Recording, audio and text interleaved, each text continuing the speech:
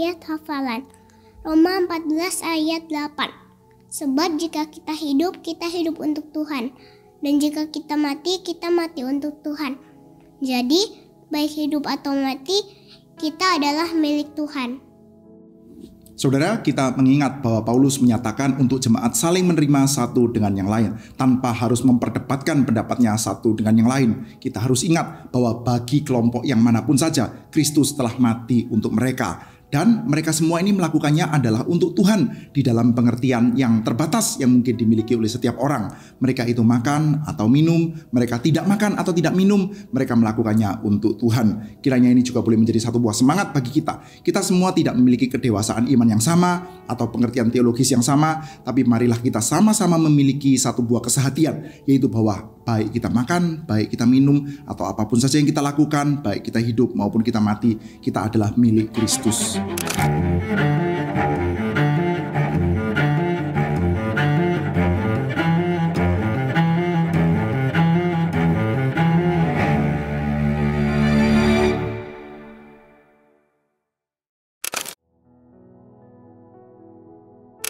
Shalom Bapak Ibu Saudara sekalian, hari ini kita akan melanjutkan pembacaan kita dari Roma pasal 15. Mari kita sekali lagi berdoa di hadapan Tuhan.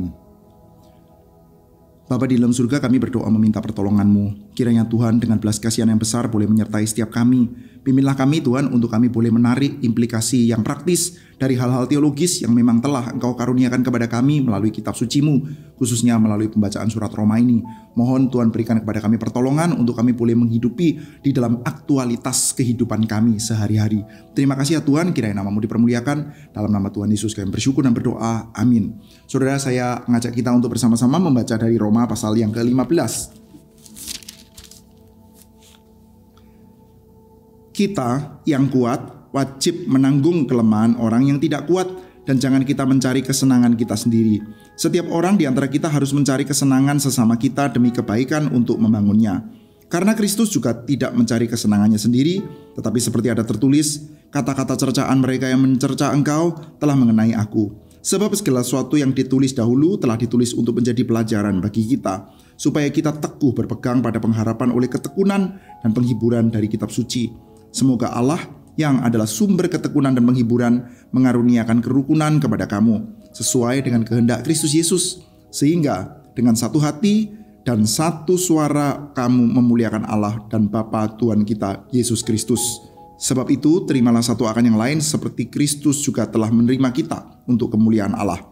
Yang aku maksudkan ialah bahwa oleh karena kebenaran Allah, Kristus telah menjadi pelayan orang-orang bersunat untuk mengokohkan janji yang telah diberikannya kepada nenek moyang kita, dan untuk memungkinkan bangsa-bangsa supaya mereka memuliakan Allah karena rahmat-Nya. Seperti ada tertulis, sebab itu aku memuliakan engkau di antara bangsa-bangsa dan menyanyikan mazmur bagi nama-Mu. Dan selanjutnya, bersukacitalah hai bangsa-bangsa dengan umat-Nya. Dan lagi, pujilah Tuhan hai kamu semua bangsa-bangsa, dan biarlah segala suku bangsa memuji Dia. Dan selanjutnya kata Yesaya, taruh dari pangkal Isai akan terbit, dan ia akan bangkit untuk memerintah bangsa-bangsa. Dan kepadanya lah bangsa-bangsa akan menaruh harapan. Semoga Allah sumber pengharapan memenuhi kamu dengan segala sukacita dan damai sejahtera dalam iman kamu, supaya oleh kekuatan Roh Kudus kamu berlimpah-limpah dalam pengharapan. Saudara-saudaraku, aku sendiri memang yakin tentang kamu, bahwa kamu juga telah penuh dengan kebaikan dan dengan segala pengetahuan dan sanggup untuk saling menasihati. Namun karena kasih karunia yang telah dianugerahkan Allah kepadaku, aku di sana-sini dengan agak berani telah menulis kepadamu untuk mengingatkan kamu, yaitu bahwa aku boleh menjadi pelayan Kristus bagi bangsa-bangsa, bukan Yahudi, dalam pelayanan pemberitaan Injil Allah, supaya bangsa-bangsa bukan Yahudi dapat diterima oleh Allah sebagai persembahan yang berkenan kepadanya, yang disucikan oleh Roh Kudus. Jadi, dalam Kristus aku boleh bermegah tentang pelayananku bagi Allah. Sebab aku tidak akan berani berkata-kata tentang sesuatu yang lain kecuali tentang apa yang telah dikerjakan Kristus olehku, yaitu untuk memimpin bangsa-bangsa lain kepada ketaatan oleh perkataan dan perbuatan, oleh kuasa, tanda-tanda, dan mujizat-mujizat, dan oleh kuasa Roh. Demikianlah dalam perjalanan keliling dari Yerusalem sampai ke Ilirikum, aku telah memberitakan sepenuhnya Injil Kristus. Dan dalam pemberitaan itu aku menganggap sebagai kehormatanku bahwa aku tidak melakukannya di tempat-tempat di mana nama Kristus telah dikenal orang, supaya aku jangan membangun di atas dasar yang telah diletakkan orang lain, tetapi sesuai dengan yang tertulis, Mereka yang belum pernah menerima berita tentang Dia akan melihat Dia, dan mereka yang tidak pernah mendengarnya akan mengertinya. Itulah sebabnya aku selalu terhalang untuk mengunjungi kamu. Tetapi sekarang karena aku tidak lagi mempunyai tempat kerja di daerah ini, dan karena aku telah beberapa tahun lamanya ingin mengunjungi kamu, aku berharap dalam perjalananku ke Spanyol aku dapat singgah di tempatmu dan bertemu dengan kamu, sehingga kamu dapat mengantarkan aku ke sana, setelah aku seketika menikmati pertemuan dengan kamu. Tetapi sekarang aku sedang dalam perjalanan ke Yerusalem untuk mengantarkan bantuan kepada orang-orang kudus. Sebab Makedonia dan Akhaya telah mengambil keputusan untuk menyumbangkan sesuatu kepada orang-orang miskin di antara orang-orang kudus di Yerusalem. Keputusan itu memang telah mereka ambil, tetapi itu adalah kewajiban mereka. Sebab jika bangsa-bangsa lain telah beroleh bagian dalam harta rohani orang Yahudi, maka wajiblah juga bangsa-bangsa lain itu melayani orang Yahudi dengan harta duniawi mereka. Apabila aku sudah menunaikan tugas itu dan sudah menyerahkan hasil usaha bangsa-bangsa lain itu kepada mereka, maka aku berangkat ke Spanyol melalui kota kamu. Dan aku tahu bahwa jika aku datang mengunjungi kamu, aku akan melakukannya dengan penuh berkat Kristus. Tetapi demi Kristus Tuhan kita dan demi kasih Roh, aku menasihatkan kamu saudara-saudara untuk bergumul bersama-sama dengan aku dalam doa kepada Allah untuk aku, supaya aku terpelihara dari orang-orang yang tidak taat di Yudea, dan supaya pelayananku untuk Yerusalem disambut dengan baik oleh orang-orang kudus di sana, agar aku dengan sukacita datang kepadamu. Oleh kehendak Allah, beroleh kesegaran bersama-sama dengan kamu. Allah, sumber damai sejahtera, menyertai kamu sekalian. Amin. Saudara-saudara sekalian, di dalam bagian-bagian awal surat ini kita mendapati bahwa Paulus telah menyatakan bahwa baik orang Yahudi maupun orang yang non-Yahudi itu secara keselamatan itu berada di dalam posisi yang sama. Apakah orang-orang Yahudi itu punya keunggulan tertentu? Punya. Mereka punya sunat yang sangat berguna. Mereka punya Taurat yang sangat berguna. Tetapi baik Taurat maupun sunat itu tidak menjadi keunggulan ketika berkaitan dengan kemampuan untuk mengalahkan dosa.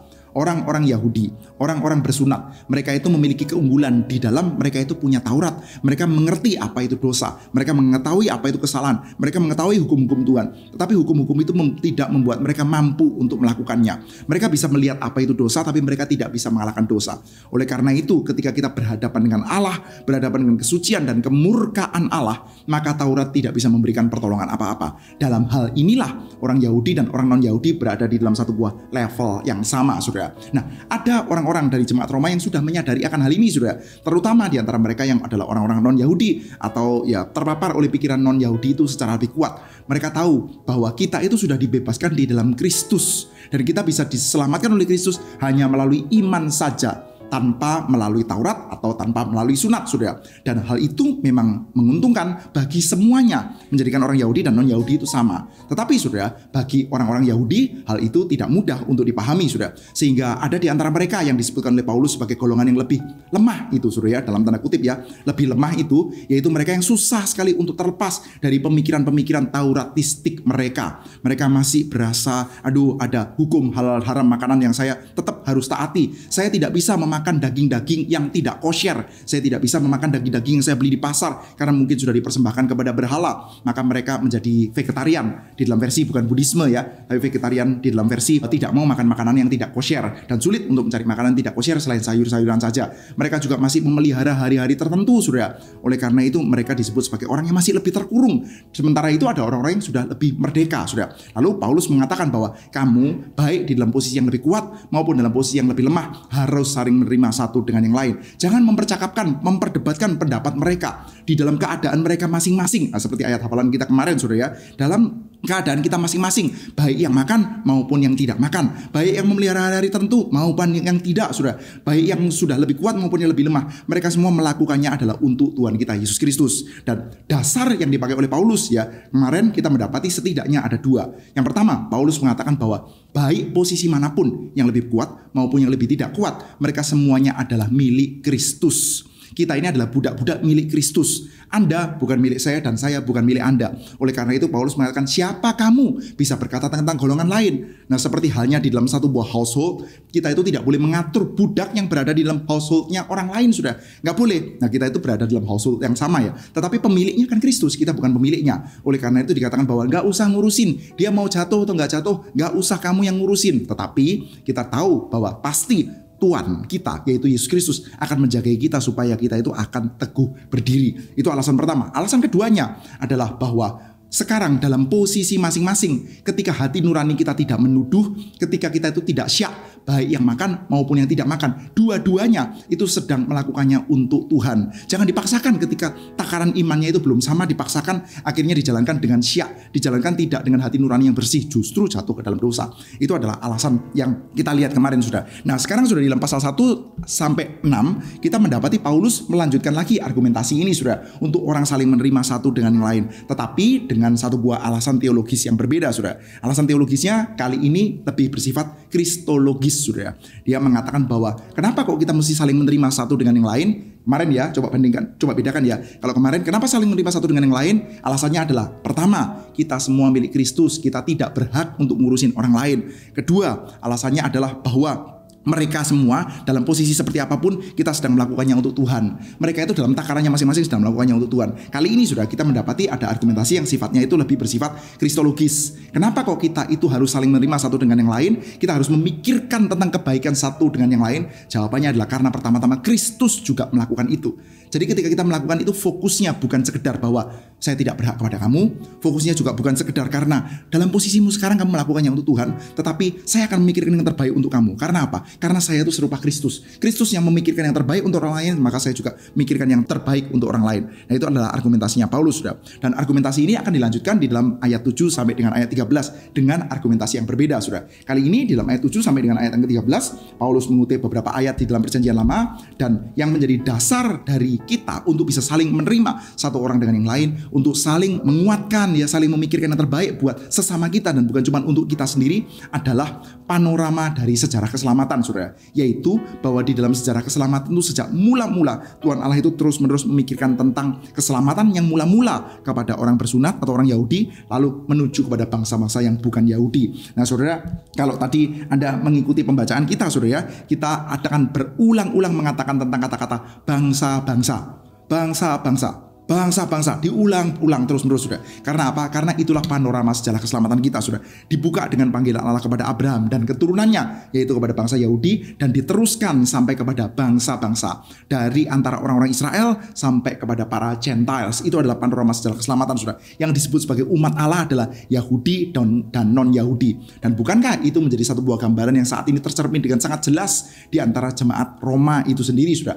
Ada di antara mereka yang adalah orang-orang Yahudi, dan ada di antara mereka yang adalah orang-orang non-Yahudi. Tapi sayangnya di antara mereka terjadi semacam kayak saling benturan, sudah. Mungkin tidak sampai benturan yang sampai keras bagaimana, sudah, tetapi ada semacam saling perselisihan. Yang satu merasa bahwa aduh, kamu itu orang terlalu longgar, kamu makan makanan sembarangan, kamu tidak mengikuti kita punya dietary law. Padahal di dalam Perjanjian Lama itu sangat ditekankan, menunjukkan perbedaan antara umat Tuhan dengan bukan umat Tuhan loh, dietary law itu. Sementara yang lain mengatakan bahwa aduh, kamu itu nggak ngerti ya bahwa kita ini sudah dibebaskan dalam Yesus Kristus. Kamu itu nggak ngerti ya bahwa Taurat itu tidak membawa keuntungan apa-apa. Kalau untuk urusan membawa kita kepada keselamatan, kita bebas dalam Kristus, dan dalam Kristus semuanya itu halal. Nah, dua pihak punya pendapat masing-masing, dan masing-masing menganggap yang satu lebih penting daripada yang lain. Yang masing-masing kalau bisa berusaha untuk convert pihak yang lain kepada pihaknya kita, sudah, dengan semangat bahwa pihak saya itu lebih benar, sudah. Maka Paulus mengatakan bahwa ingat ya, bahwa di dalam panorama sejarah keselamatan, ya, rencana Allah itu sejak mula-mula adalah dari Yahudi menuju non-Yahudi, menuju kepada bangsa-bangsa keseluruhannya. Yahudi dan non-Yahudi semuanya itu adalah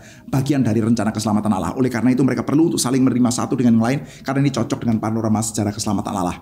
Jadi saudara, kalau kita boleh wrap up ya, kita boleh bungkus saudara, mulai dari pasal 14 kemarin saudara sampai pasal 15 ayat yang ke-13 ini saudara, kita melihat ada beberapa alasan penting kenapa kok di dalam gereja, di dalam umat Tuhan, kita itu perlu untuk pertama-tama memang kita memikirkan apa yang kita pandang benar, pandangan kita tentang kebenaran, ortodoksi, keketatan di dalam mengerti doktrin dan firman Tuhan, itu penting untuk kita pegang saudara. Tetapi mari kita sadar bahwa di antara jemaat akan memiliki kedewasaan rohani, pengertian teologi yang tidak sama saudara. Yang pertama-tama kita mesti kejar adalah kemurnian kemurnian. Di dalam takaran iman yang berbeda-beda, masing-masing punya kemurnian yang maksimal. Saya mengertinya ini, maka secara maksimal saya akan melayani Allah dengan pengertian saya seperti ini. Kalau ada anak 5 tahun, maka anak 5 tahun itu harus memuliakan Tuhan semaksimal mungkin di dalam kapasitasnya anak 5 tahun. Kita tidak boleh paksakan pengertian anak 7 tahun atau anak 9 tahun kepada anak 5 tahun, maka anak 5 tahunnya nanti akan terpaksa melakukan hal-hal yang dia sendiri belum pahami, sehingga akhirnya justru menjadikan dia itu berdosa, saudara.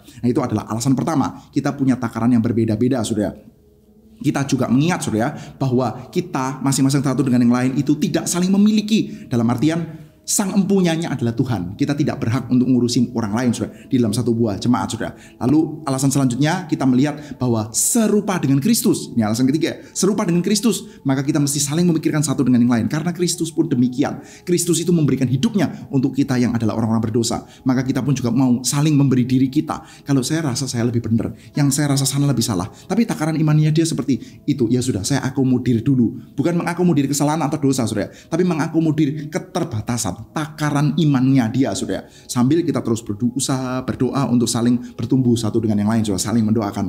Lalu selanjutnya kita juga menyadari, saudara, di dalam panorama sejarah keselamatan yang namanya gereja itu mix, saudara. Yang namanya gereja itu senantiasa campuran, saudara. Memang ada yang lebih dewasa rohani, ada yang lebih belum dewasa rohani, saudara. Ada yang lebih kaya, ada yang lebih miskin, ada yang Yahudi, ada yang non Yahudi. Itu panorama sejarah gereja Tuhan, saudara. Oleh karena itu gereja Tuhan mesti saling mengasihi satu dengan yang lain, mesti saling memikirkan satu dengan yang lain, saudara. Bukan cuma pikirkan keselamatan diri sendiri, saudara. Maka saudara perhatikan baik-baik ya. Kalau saudara pergi ke gereja, lalu saudara terus-menerus menekankan, aduh, ke gereja jangan lihat orangnya, lihat Tuhan saja. Nah, saudara, itu bahaya, saudara ya. Kita itu ke gereja memang, saudara, bukan mencari untuk disenangkan atau menyenangkan orang, saudara. Tetapi kita mesti menyadari, saudara, bahwa kita masuk ke dalam gereja, kita melihat orang-orang yang dikasihi dan ditebus oleh Tuhan kita Yesus Kristus.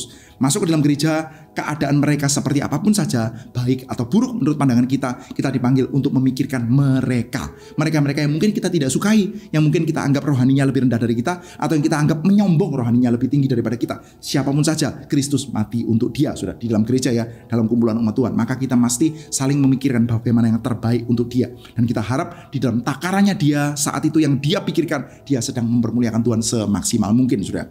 Selanjutnya, saudara, Paulus bergerak di dalam tujuan penulisannya dia yang selanjutnya, saudara, yaitu dalam ayat 14 sampai dengan ayat 21. Dia mulai menunjukkan travel plan-nya dia, saudara. Pertama, dia menegaskan, saudara, bahwa dia adalah orang yang memang punya panggilan untuk memberitakan Injil, saudara. Panggilannya Paulus adalah seorang penginjil, dan penginjil khususnya kepada bangsa-bangsa orang non-Yahudi, saudara. Jadi itu panggilan khusus, bukan berarti dia tidak boleh memberitakan Injil kepada orang Yahudi, saudara. Bagaimanapun juga di dalam perjalanan misinya Paulus, seringkali ketika dia menginjili di mana-mana, dia akan masuk kepada sinagog-sinagog, saudara. Itu salah satu cara yang paling wajar, saudara ya, untuk memberitakan Injil Yesus Kristus di sinagog-sinagog, saudara. Tetapi, saudara, Paulus percaya, saudara, bahwa dia punya panggilan terkhusus ya, terutama. Dia dispesifikasikan oleh Tuhan untuk memberitakan Injil kepada bangsa-bangsa bukan Yahudi. Itu yang pertama. Dan kedua, saudara, dia juga terutama dipanggil untuk memberitakan Injil di dalam daerah-daerah yang belum menerima Injil, saudara. Saya coba bacakan ya di dalam ayat 20 ya. Nah, ini LAI mungkin bisa sedikit memberikan pada kita kesan yang agak tidak tepat, saudara ya. Dan dalam pemberitaan Injil itu aku menganggap sebagai kehormatanku bahwa aku tidak melakukannya di tempat-tempat di mana nama Kristus telah dikenal orang, supaya aku jangan membangun di atas dasar yang telah diletakkan orang lain. Tetapi sesuai dengan apa yang ada tertulis, mereka yang belum pernah menerima berita tentang dia akan melihat dia, dan mereka yang tidak pernah mendengarnya akan mengertinya. Ada kata-kata ini, saudara. Dalam pemberitaan itu aku menganggap sebagai kehormatanku bahwa aku tidak melakukannya di tempat-tempat di mana Kristus telah dikenal orang, supaya aku jangan membangun di atas dasar yang telah diletakkan orang lain. Seperti seolah-olah ini loh ya, bangganya saya, hebatnya saya tidak pernah memberitakan Injil di dalam tempat di mana mereka itu sudah pernah menerima Injil. Nah, saudara, ini bukan urusan bangga-banggaan, saudara. Ini adalah urusan panggilan, saudara. Apakah ada orang yang dipanggil untuk menyiram? Ada. Di dalam surat 1 Korintus, saudara, misalkan ya, Paulus mengatakan bahwa aku menanam, Apolos menyiram, tetapi yang memberikan pertumbuhan adalah Tuhan. Nah, Paulus adalah dia yang mendapat panggilan dari Tuhan untuk menanam. Maka ya tidak usah berpura-pura untuk menjadi penyiram, saudara. Orang yang membangun Injil di tempat-tempat di mana Injil Tuhan sudah diberitakan, itu punya panggilan untuk apa? Untuk menyiram, saudara. Maka dalam view seperti ini kita tidak mengatakan bahwa Timotius itu ya, apa itu panggilannya dia lebih rendah daripada Paulus. Gereja-gereja yang sudah didirikan oleh Paulus yang memberitakan Injil, nanti Timotius yang membesarkan. Jadi panggilannya Paulus lebih besar daripada Timotius, atau panggilannya Paulus lebih besar daripada Apolos yang menyiram. Saudara, doktrin seperti itu disikat oleh Paulus ya, sama sekali sekali tidak bisa kita terima, saudara. Khususnya dari kacamata 1 Korintus, saudara. Tetapi Paulus bukan berarti dia tidak bisa stick dengan panggilannya dia, saudara. Dia tahu bahwa panggilannya dia adalah sebagai orang-orang yang menanam, saudara. Oleh karena itu dia menyatakan ya, ini adalah kehormatan saya, kemuliaan saya. Karena apa? Karena saya stick kepada panggilan yang dikasih kepada saya. Kalau orang-orang seperti Apolos, saudara, ya itu kehormatannya dia untuk menyirami Injil Tuhan yang sudah ditaburkan. Sudah tahu ya, ada tipikal hamba Tuhan atau orang-orang Kristen, tipikal misionaris-misionaris yang memang terutama dia akan membuka jalan, sudah babat alas begitu, sudah di dalam tempat-tempat yang belum pernah Injil diberitakan, maka dia beritakan Injil, sudah. Lalu setelah itu sudah ada orang-orang lain dari sinode gereja yang akhirnya memberikan pertumbuhan iman, sudah. Dua-duanya menjalankan panggilan Tuhan, sudah. Sekali lagi, ini bukan urusan bangga-banggaan, hebat-hebatan, tetapi Paulus menyadari yang panggilan saya adalah itu, sudah. Maka dia mengatakan, saudara, ini memang ya oleh kuasa, tanda-tanda, mujizat-mujizat dan oleh kuasa roh, demikianlah dalam perjalanan keliling dari Yerusalem sampai ke Ilirikum, aku telah memberitakan sepenuhnya Injil Kristus. Dalam pemberitaan itu aku menganggap sebagai kehormatan bahwa aku tidak melakukannya di tempat-tempat di mana nama Kristus telah dikenal orang. Jadi saudara, Paulus memberitakan Injil di mana-mana disertai dengan tanda dan mujizat. Ini unik, saudara. Saudara, kalau saya tanya kepada saudara, saudara punya nggak sih banyak catatan tentang mujizat-mujizatnya Paulus? Ada sih di dalam Kisah Rasul, tapi tidak banyak, saudara.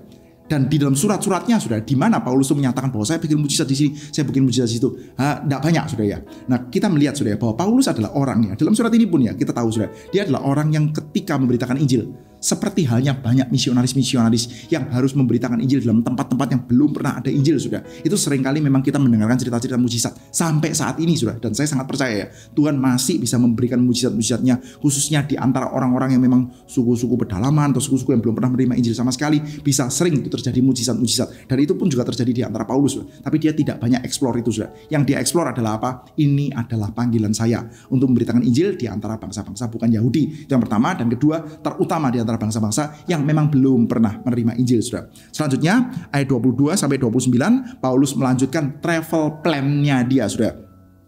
Dia melanjutkan dengan menunjukkan bahwa dia sebentar lagi berencana akan ke Yerusalem untuk membawakan bantuan finansial lah untuk mereka yang ada di Yerusalem karena mereka kekurangan, dan setelah itu dia akan pergi ke Spanyol melalui Roma. Sudah, itu travel plan-nya Paulus ya.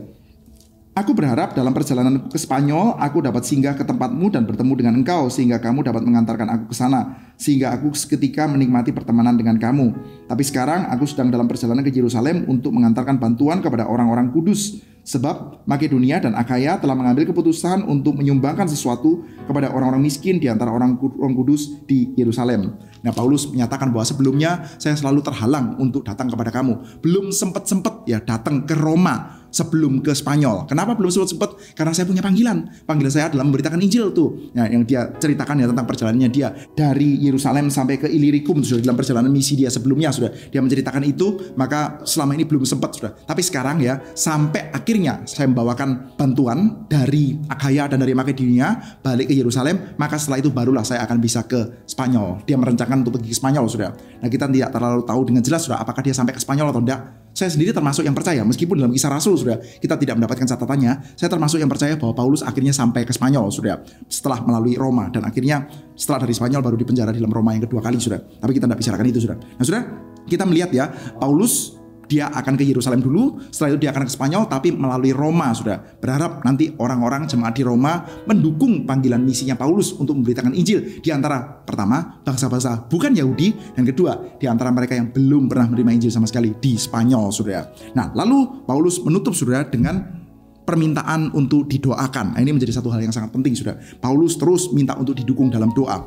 Dukungan doanya apa, saudara? Ini ya.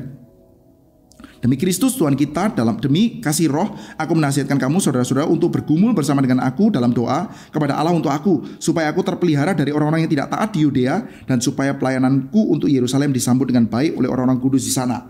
Saudara, Paulus itu bisa menyadari ya, nanti kalau saya balik ke Yerusalem, wah itu akan ada perlawanan yang keras. Dan betul saja, saudara-saudara, boleh lihat saja di dalam Kisah Rasul pasal 21, saudara, ke belakang ya, ketika Paulus itu akhirnya balik ke Yerusalem, wah itu memang terjadi keributan, saudara ya.